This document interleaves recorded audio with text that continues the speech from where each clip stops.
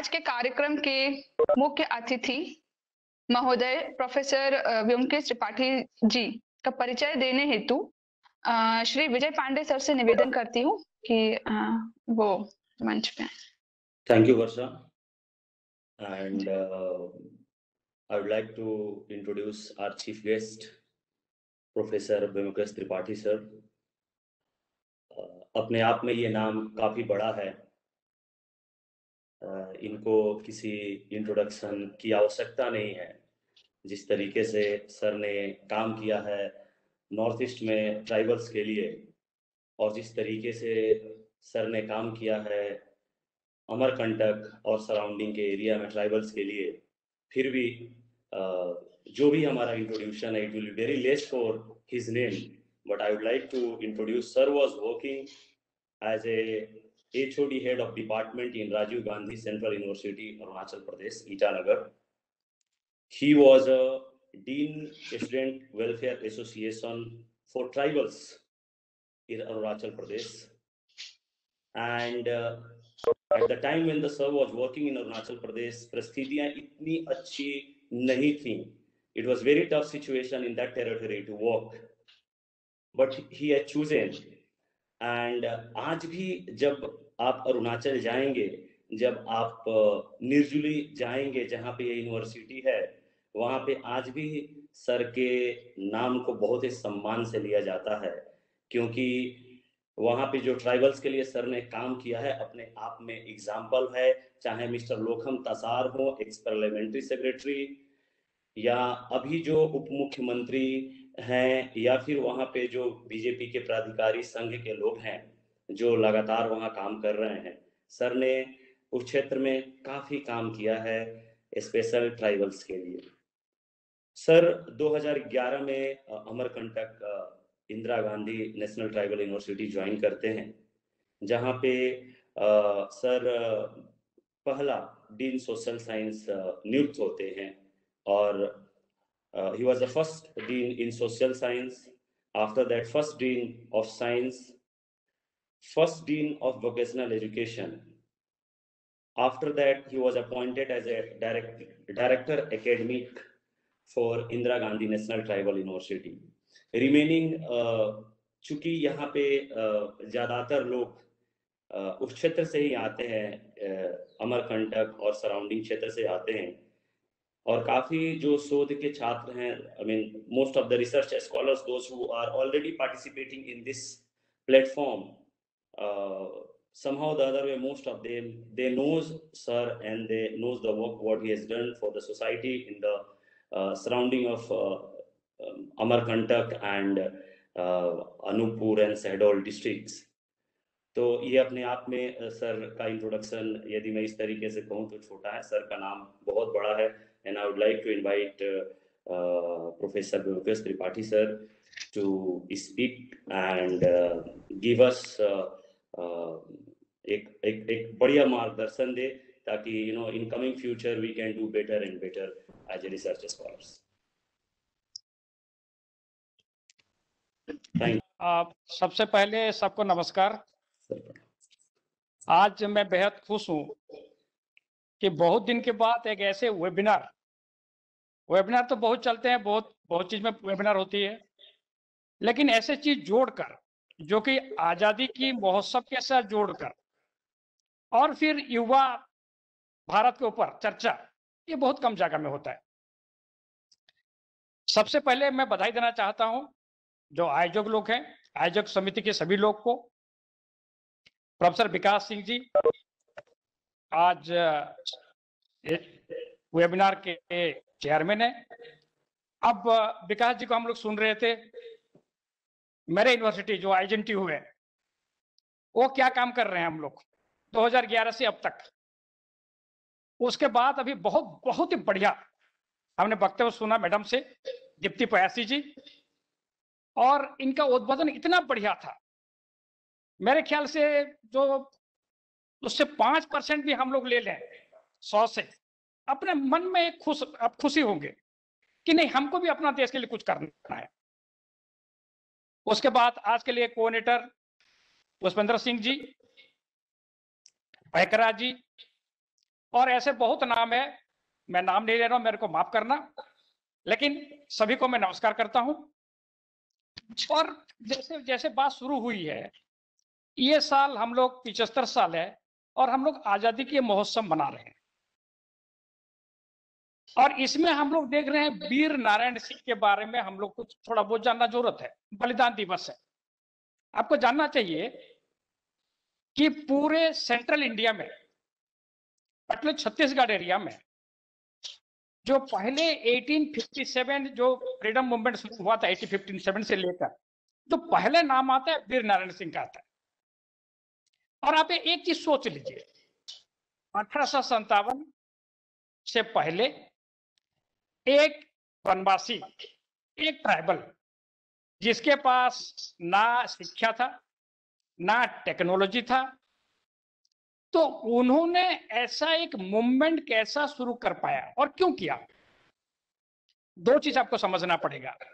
एक, उनका देश के लिए भावना, उनका देश के लिए भावना, वो देश के सही सपूत थे और सोचते थे, सभी टाइम सोचते थे कि हम लोग को ब्रिटिश इंपीरियलिज्म को कैसे फेंकना है भारत से।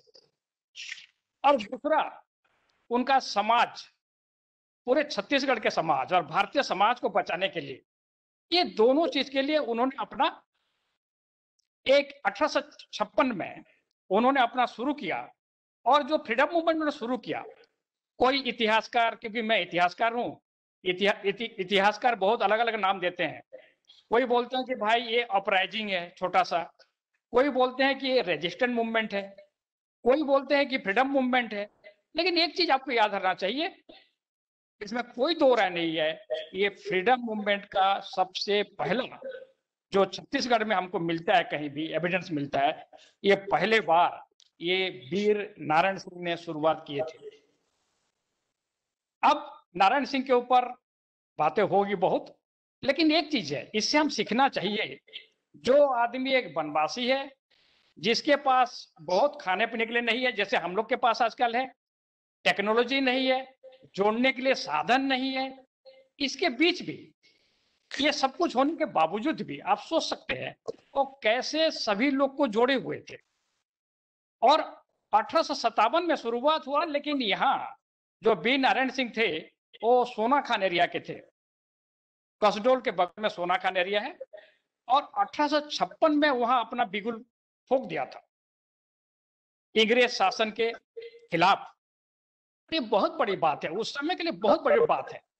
तो इससे एक चीज हमको सीखना चाहिए कि आदमी कोई भी पद में है, वो उसके पास धन है या ना है, ज्यादा पढ़ा लिखा है कि ना है, लेकिन उसके पास एक चीज हो सकता है कि अपना माँ के लिए प्यार, जो हम लोग बोलते हैं मदरलैंड इंडिया, उससे जुड़वा हम लोग सभी टाइम उससे जोड़कर रहना चाहिए, क्योंकि माँ एक होती है।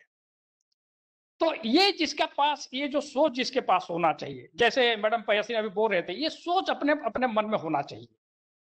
और मेरे ख्याल से आज के दिन में, जो 21वें सदी में, जहां सभी देश, पूरे दुनिया का देश मेटेरियलिस्टिक कल्चर के ऊपर दौड़ रहा है, कितना पैसा आया, कितना टेक्नोलॉजी आया, ये आया, दौड़ रहा है, लेकिन भारत कभी मेटेरियलिस्टिक कंट्री नहीं था।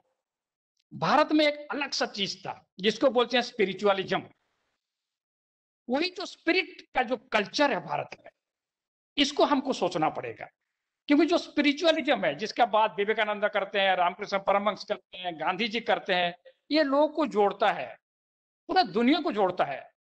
इसलिए देखिए, वेद के समय से हम लोग सोच रहे हैं वसुधैव कुटुंबकम, सभी लोग को हम जोड़ कर रखना चाहते हैं।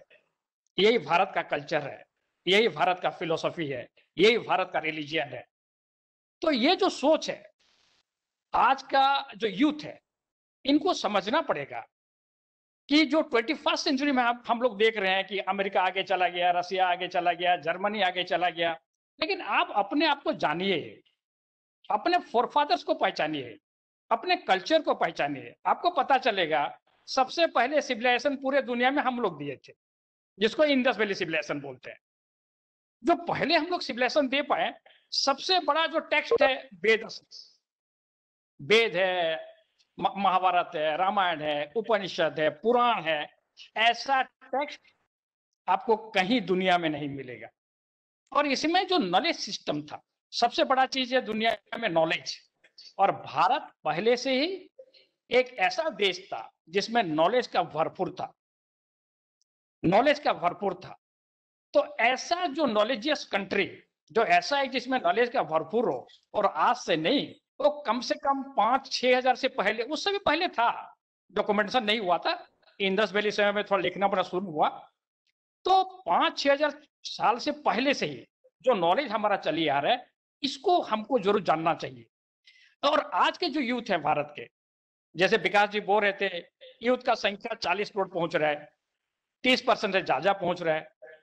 तो इतने पॉपुलेशन जिस देश में हो, वो देश सबसे बलशाली होना चाहिए, सबसे शक्तिशाली होना चाहिए।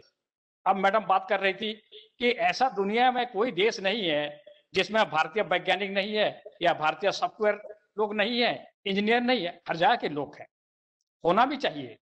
हम लोग साइंस में आगे जाना चाहिए, और सबको पता होना चाहिए आजकल जो आप पढ़ रहे हैं वेस्टर्न साइंस है, लेकिन भारत में पहले से एक साइंस था।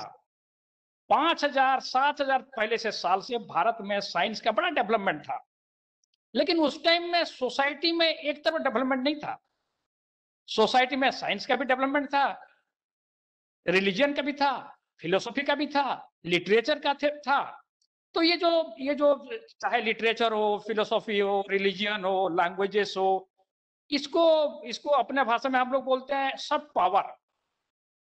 हमारा यशस्वी प्रधानमंत्री कभी बात करते हैं कि हम लोग सब पावर, ये हमारा पावर है। भारत का पावर अपना रिलीजन में है, अपना फिलोसॉफी में है, अपना कल्चर में है, अपना लैंग्वेजेस में है। ये जो सब पावर है, ये सब पावर को हमको ज्यादा से ज्यादा बढ़ावा देना चाहिए। आज का समय है, हम लोग साइंस बहुत पढ़ते हैं, लेकिन कभी कभी हम लोग पढ़ना चाहिए अपना जो रिलीजियस टेक्स्ट है, फिलोसॉफिकल टेक्स्ट है, उसको पीछे जरूर जाना चाहिए। और मैं बताऊं, आज मैं कहीं एक सुबह कुछ पढ़ रहा था, तो उसमें पूछा गया, भाई ऐसा क्या है, श्रीमद् भागवत गीता जो है वो तो कॉन्स्टिट्यूशन नहीं है, लेकिन हर भारतीय को पढ़ना क्या जरूरत है? तो उसका एक सिंपल उत्तर एक आदमी ने दिया कि भाई दुनिया में ऐसा कुछ भी चीज नहीं है जो श्रीमद् भागवत गीता में नहीं है।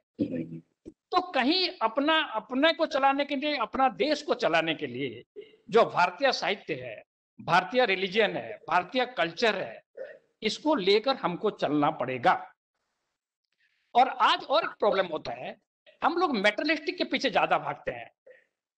जब हम मेटेरियलिस्टिक के पीछे भागते हैं तो आप अपना बेसिक भूल जाते हैं। हम लोग बेसिक क्या है, मैडम बात कर रहे थे हम लोग कैसे सोसाइटी जोड़कर है। आप देखिए, एक कंपैरिजन कीजिए, एक वेस्टर्न सोसाइटी और इंडियन इंडिजिनस सोसाइटी। आप देखेंगे कौन ज्यादा सेफ्टी है इमोशनली, हम लोग ज्यादा सेफ्टी है इमोशनली, और हमारा देश ज्यादा जुड़ा हुआ है, सबसे जुड़े हुए हम लोग हैं। हम लोग घर से, अपना क्लान से, अपना ट्राइब से, अपना एरिया से, हम लोग सब जुड़े हुए हैं। और ये जोड़ना ही इंपॉर्टेंट काम है। ये भारतीयता जो है, ये भारतीयता हमको एक में बांधा हुआ है कि हम भारत के संतान हैं, और यही सोच सभी युवा को होना चाहिए। और एक बात है कि हम लोग को कभी कभी अपना मन में ये रहता है, पता नहीं मैं कुछ रामायण, पुराण या महाभारत का कोई बोल दूंगा कहीं बड़ा सभा में, लोग सोचेंगे अरे इसका कोई ज्यादा आइडिया नहीं है।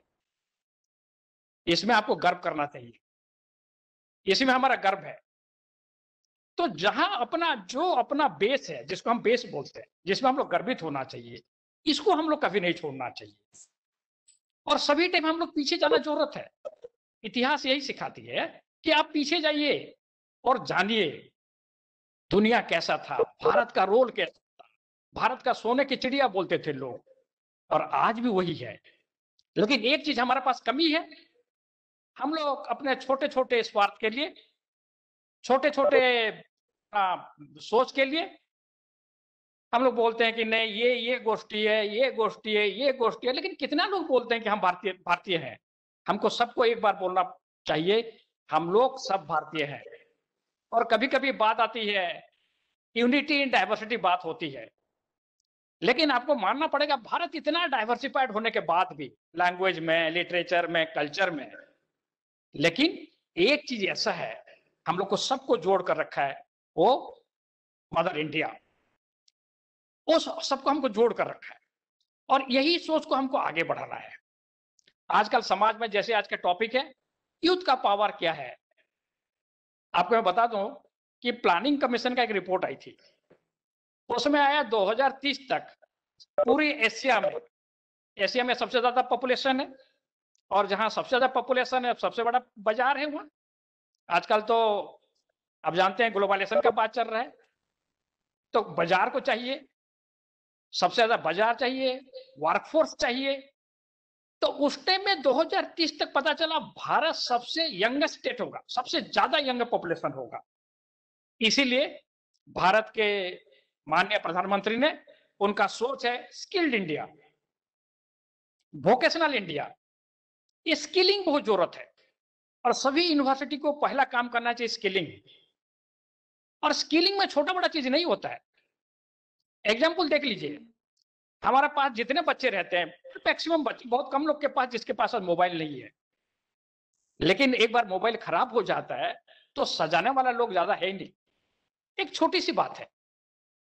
तो ऐसा जो हर दिन जो प्रैक्टिकल लाइफ में काम कर रहा है उसमें स्किल्ड एजुकेशन होना चाहिए। अभी प्रोफेसर विकास सिंह बोल रहे थे वोकेशनल एजुकेशन, बात कर रहे थे कितना विधियों के, और ये देखना चाहिए कि जो वोकेशनल एजुकेशन होगा तो क्या फायदा होगा। एक तो नॉलेज तो बढ़ता है, लेकिन एक ट्रेडिशन कंटिन्यू करता है, एक ट्रेडिशन अलग पीढ़ी को कंटिन्यू करता है, सेल्फ एम्प्लॉयमेंट हो पाता है, जिसमें हम लोग आत्मनिर्भर भारत का बात चल रहा है। ऐसा नहीं कि भारत में पॉपुलेशन इतना बड़ा पॉपुलेशन है, यूथ का पॉपुलेशन बड़ा है, सभी को नौकरी गवर्नमेंट नहीं दे पाएगी। तो इसमें हम लोग सेल्फ डिटर्मिनेशन और आत्मनिर्भर हम लोग कैसे हो पाएंगे, इसमें ज्यादा से ज्यादा यूनिवर्सिटी लोग सोचना चाहिए, यूनिवर्सिटी एडमिनिस्ट्रेशन का सोचना चाहिए। छोटे छोटे प्रोग्राम स्किल्ड का, वोकेशनल का, चाहे वो सर्टिफिकेट कोर्स हो, डिप्लोमा हो, एडवांस डिप्लोमा हो, तो चाहे इसमें फायदा ये होगा लोग अपने जी पाए, अपना कमा कर जी पाए, कुछ ना कुछ कर पाए। इसको सोचना बहुत जरूरत है। और एक सोच है जो राष्ट्र निर्माण के लिए हर यूनिवर्सिटी में राष्ट्र निर्माण का पढ़ाई होना चाहिए, राष्ट्र कैसे निर्माण किया जाता है। और हमको पढ़ना चाहिए किसका किताब, विवेकानंद का, गांधी जी का, रामकृष्ण परमहंस का, जो राष्ट्र निर्माण किए थे, उनको उनसे पढ़कर हमको इंस्पायर होना पड़ेगा कि ये सब लोग उस 1000, 1500, 200 साल, 150 साल से आगे कर पाए, हम लोग आज क्यों नहीं कर पाएंगे। तो राष्ट्र निर्माण का पढ़ाई जरूरत है, ना स्कूल कॉलेज में, यूनिवर्सिटी में पढ़ना जरूरत है। इसके बाद और एक चीज होना चाहिए, ethics, ethical behaviour, ethical conduct. इसका स्टडी बहुत जरूरत है। ये स्टडी हमको जोड़ कर रखेगा अपना माँ के साथ, अपना धरती के साथ। जब बात हो रहा था करप्शन का, ये है, इसलिए एथिकल कंडक्ट, एथिकल बिहेवियर होना चाहिए। और सबसे बड़ी बात है, सबके पास एक इनहेरेंट एनर्जी है हम लोग के पास, इसको हमको जलाना पड़ेगा। सबके पास भगवान ने इनहेरेंट एनर्जी दिया था। अब मैडम बात कर रही थी, एक शोध तो पता चला भारत के माइंड सबसे आगे है। तो भारत के माइंड पहले से भी आगे था, लेकिन हम लोग जब वेस्टर्न कंसेप्ट सभी लोग फॉलो करना शुरू, मैं नहीं बोलता वेस्टर्न कंसेप्ट खराब है, महात्मा गांधी बढ़िया बात बोलते थे, वो बोलते थे let your doors and Windows should be open for fresh idea, good idea. अच्छे आइडिया को एक्सेप्ट करना कोई प्रॉब्लम नहीं है, लेकिन ब्लाइंडली आप उसको फॉलो करने लगे तो भारत कहीं ना कहीं पीछे रह गया। इसी बीच में भारत कहीं ना कहीं पीछे रह गया। और यही सोच यूथ में, पर्टिकुलरली यूथ में, यही सोच को हमको आगे बढ़ाना है। और सबसे बढ़िया जगह है आपका स्कूल, कॉलेज और यूनिवर्सिटी, जिसमें, और स्कूल से पर्टिकुलर कॉलेजेस से हम लोग को यूथ को बढ़ाने के लिए डेवलपमेंट प्रोग्राम होना चाहिए। हर कॉलेजेस, हर यूनिवर्सिटी में जो अच्छे लोग हैं, अच्छे मोटिवेशनल स्पीकर हैं, इनको हमको बुलाना चाहिए। ऐसा नहीं कि 100 से 100% मोटिवेशन हो जाएंगे, 100 से 5, 10, 15% मोटिवेटेड हो जाएंगे। आप मानकर चलिए जो देश, पूरे जो देश चल रहा है, कुछ अच्छे लोग के लिए देश चल रहा है, तो उसका परसेंटेज को हमको बढ़ाना है, धीरे धीरे बढ़ाना है। और एक बार लोग मोटिवेटेड हो जाएंगे तो भारत से कोई शक्तिशाली देश नहीं होगा। आपको लगता है कि चाहे देखिए यूएस ने कितना वार किया, रसिया ने कितना वार किया, लेकिन सभी जगह सक्सेस नहीं हुए। भारत का जो एक इनर एनर्जी, इनर स्ट्रेंथ है, उसको जगाने के लिए लास्ट 6-7 साल से सरकार बहुत काम कर रही है। हम उसको सराहना करते हैं, लेकिन खाली बातों में नहीं सराहना नहीं होना चाहिए, उसको काम में होना, धरातल में पहुंचना चाहिए। जब हम ये चीज धरातल में शुरू नहीं कर पाएंगे तो इसका कोई फायदा नहीं है। ये ओरेटरी कर कोई फायदा नहीं होता है। जैसे विकास जी बता रहे थे कि छोटे छोटे प्रोग्राम हमने आइडेंटिटी में शुरू किया है, ठीक है, छोटे स्तर से शुरू किया है, लेकिन शुरू तो किया। ऐसे ही हर कॉलेजेस में, हर यूनिवर्सिटी में ये सब चीज शुरू होना जरूरत है। और पर्टिकुलर जैसे हम लोग का ट्राइबल एरिया है, चाहे छत्तीसगढ़ बोलिए, उड़ीसा बोलिए, मध्य प्रदेश है, झारखंड है, ये बेसिकली हम लोग का ट्राइबल एरिया है, बेसिकली ट्राइबल एरिया है। ये जो लोग को जोड़े कैसे, डेवलपमेंट के साथ कैसे जोड़े। और मैं बताऊं, जो ट्राइबल एरिया में उसमें जो नेशनलिस्ट फीलिंग होता है बहुत ज्यादा रहता है। ये जो नेशनलिस्ट फीलिंग थोड़ी बहुत कम दूसरे एरिया में, मतलब ट्राइबल एरिया में नेशनलिस्ट फीलिंग बहुत ज्यादा रहता है।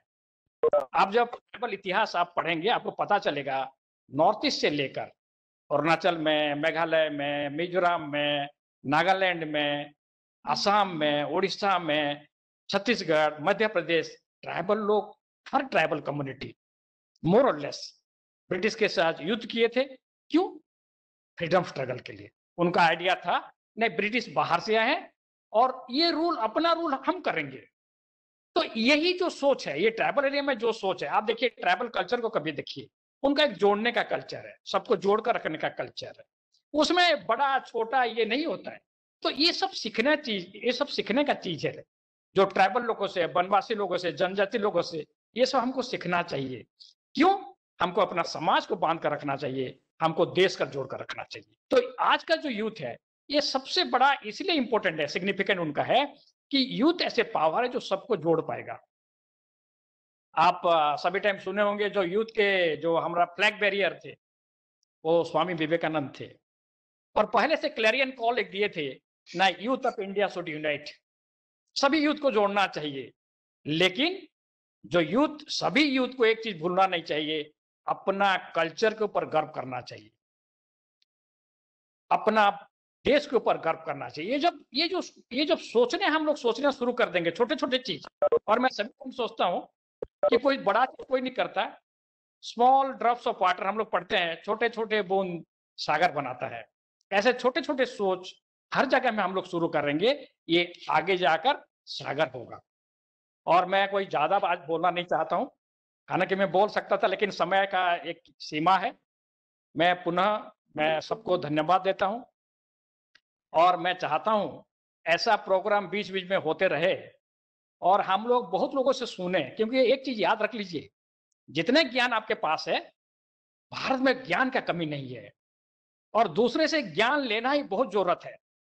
किसी का ज्ञान 100% ज्ञान नहीं होता, हम लोग 1% भी नहीं जानते हैं, अपना सब्जेक्ट के 1% नहीं जानते हैं। कोई प्रोफेसर हो गया कि कोई पद में आसीन हो गया, ये मत समझो जानता है। बहुत लोग ज्ञानी हैं, जो गांव के लोग रहते हैं, बहुत ज्ञान है। जैसे विकास जी बता रहे थे, इंडिजिनस नॉलेज, जो नॉलेज ऐसा चीज है, बहुत लोग के पास ज्ञान है। तो दूसरे लोगों को, मोटिवेशनल स्पीकर को बुलाइए, बात करिए, और ज्यादा से ज्यादा को जोड़ कर लोगों को रखिए। तो उसमें क्या होगा, एक एवोकनिंग अमंग द यूथ, धीरे धीरे यूथ का एवोकनिंग होगा। ऐसा नहीं कि एवोकनिंग नहीं है, अभी भी एवोकनिंग है, अभी भी अच्छा काम कर रहे हैं। लेकिन जो आने वाला दिन में भारत जो पहले विश्व गुरु था, और भारत आगे जाए, अपना डंका बजाए पूरे पूरे दुनिया में, भारत विश्व गुरु बने, यही बात कर मैं आपको फिर सबको साधुवाद देता हूँ, धन्यवाद देता हूँ। सबको नमस्कार, थैंक यू। मैं परम श्रद्धेय माननीय प्रोफेसर व्योमकेश त्रिपाठी सर को, और आदरणीय परम श्रद्धेय दीदी दीप्ति प्यासी जी को, और जो सुन के लगा, जो आप लोगों ने बोला, मैंने उसको नोट भी किया। मैं जब भी बैठता हूँ कलम लेके ही बैठता हूँ, और मैंने क्या सीखा उसको मैं धन्यवाद अर्पित करने के लिए जब एक पत्र आपको प्रेषित करूंगा तो निश्चित उसमें इसका उल्लेख करूंगा, ताकि आगे के कार्यक्रम में आप लोगों का जब मार्गदर्शन मिले तो और भी तथ्यों को और भी मूल भावनाओं को उसमें सम्मिलित किया जा सके, मैं चर्चा निष्कर्ष पे कुछ चंद शब्दों की एक कविता बोलूंगा जो इस कार्यक्रम के सम्मान में और जो अतीत गौरव, जो स्वाधीनता के 75वें वर्ष पे अमृत महोत्सव के रूप में आप लोगों ने जो बोला, हमारे एक राष्ट्रीय कवि ने बोला था, मैं उसी को दोहरा रहा हूँ। वाच्य को प्रथम सवस्त्र जय, जान की जीवन कहो, जान है तो जीवन है, फिर पूर्वजों की सील शिक्षा के तरंगों में बहो, दुख सुख जो ही आ पड़े सो धैर्य पूर्वक सब सहो, होगी सफलता के वहीं कर्तव्य पथ पर दृढ़ रहो, अधिकार खोकर बैठ रहना यह महादुष्कर्म है, न्यायार्थ अपने बंधु को भी दंड देना धर्म है, इस तथ्य पे ही कौरवों से पांडवों का रण हुआ, जो भव्य भारत पार्थ में कल्पांत का कारण हुआ, सठ दुर्योधन प्रेम पूर्वक पांडवों की मान्यता को मानता, तो न डूबता है भारत रक्त पारावार में, ले डूबता है एक पापी नाव को मझधार में। इस अतीत को आधुनिकता में ऐसे लाना है कि उस पापी को भी पुण्यात्मा बना के अपने साथ चलाना है। इस दिशा में ही हम लोग काम कर रहे हैं कि सभी भारतीय, हमारा जो डीएनए है वो एक ही है, हम एक दिशा में ही काम करें, और इसको हम शोध के रूप में भी प्रमाणित करने जा रहे हैं। मेरे एक शोध छात्र भारतीय डीएनए, जो भारत आज से 1000 साल पहले यहाँ पे भारतीय थे, उनका गोत्र था और वो एक ही है। आप आक्रांताओं के कारण बीच में जो आतताई हुई, अत्याचार हुई, जो परिवर्तन हुआ, उसको वैज्ञानिकता के साथ सामने लाने का भी काम कर रहे हैं। और मैं चाहूंगा कि जो और भी शोध छात्र हैं और छात्र हैं या कुछ शिक्षक भी हैं, वो यदि कुछ पूछना चाहें, हमारे अतिथियों से कुछ विचार रखना चाहें या भविष्य में भी कुछ पूछेंगे, तो मैं में उनके पास तक मेल के माध्यम से या व्हाट्सएप से पहुंचाएंगे। आप लोग कुछ कहना चाहें तो कह सकते हैं, आप लोगों के लिए सामने अवसर है। लेकिन आज के कार्यक्रम में दीदी और सर, आपको सुन के बहुत ही अच्छा लगा, और मैं चाहूंगा कि आगे हम लोग समय समय पे कार्यक्रम करते ही रहते हैं। हमारा ये है कि विश्वविद्यालय, जो प्रोफेसर ब्योमकेश त्रिपाठी साहब जब भारत के राष्ट्रपति जी राजकीय यात्रा पे जा रहे थे, तो आपने एक बाउंड्री लेस विश्वविद्यालय का कॉन्सेप्ट दिया था, जो हम यूनिवर्सिटी ऑफ एग्दर नॉर्वे के साथ, बाद में हमने स्वीडन में लिंकोपिंग यूनिवर्सिटी के साथ और एक फिनलैंड की यूनिवर्सिटी के साथ उसको एमओयू किया, अंतर्राष्ट्रीय एमओयू किया भारत के महामहिम राष्ट्रपति जी की उपस्थिति में। तब भी ये बाउंड्री लेस कॉन्सेप्ट की बात कही थी कि शिक्षा बाउंड्री लेस होना चाहिए, शिक्षा सबके लिए होना चाहिए। बाउंड्री लेस तो अब हो गया है, क्योंकि सभी अलग अलग जगहों पे हैं, हम एक ही प्लेटफॉर्म पे हैं, आभासी प्लेटफॉर्म पे हैं, और हम लोग फिजिकली भी या उससे भी अलग अलग प्रोजेक्ट के माध्यम से, अलग अलग कार्यक्रम के माध्यम से समाज के आखिरी छोर तक पहुंचने की कोशिश करते हैं। और हम 6 राज्यों की ग्रामीण व्यवस्था, रूरल व्यवस्था, एक रामझरी करके एक प्रोजेक्ट अभी हमने बनाई है, रूरल आत्मनिर्भर मिशन करके, जिसमें अंत्योदय योजना आदरणीय पंडित दीनदयाल उपाध्याय जी के कॉन्सेप्ट को लेकर के एक बहुत ही बेहतर प्रोजेक्ट भारत सरकार को जमा किया है। और ऐसे तमाम अलग अलग विषयों पे हम काम कर रहे हैं। आगे भी इस पे मुलाकात, बातचीत होती रहेगी। और किसी को कुछ कहना है तो कहें, और भी जो है मूर्धत जी या खेलन जी हैं। Sir, I would like to request, I want to ask, मैं कुछ बोलना चाहता हूँ। बोलिए बोलिए। आज का जो ये मार्गदर्शन था मैडम दीप्ति प्यासी और माननीय प्रोफेसर ब्योमकेश त्रिपाठी सर के द्वारा, ये अपने आप में काफ़ी अद्भुत था। और मैं तो बैंगलोर में बैठा हुआ हूँ सर, लेकिन काफ़ी मुझे इस तरीके की ये अपने आप में मेरे लिए बिल्कुल नया है, और बहुत प्राउड फील कर रहा हूँ कि हम part of this group. Plus I came to, I don't have much words sir, लेकिन मैडम का जो भारत के संस्कृति, भारतीयता, और प्रोफेसर सर का जो भारत की संस्कृति और भारत के ऊपर अपने आप में जो बातें रखी गई, मुझे लगता है कि हर यूथ को इसको फॉलो करना चाहिए। और पहले दिन से अभी से ही जितने लोग जुड़े हुए हैं हर आदमी को अपने आप में इसको इम्प्लीमेंट करना चाहिए। थैंक यू वेरी मच, बहुत बहुत धन्यवाद आप लोगों के जुड़ने के लिए।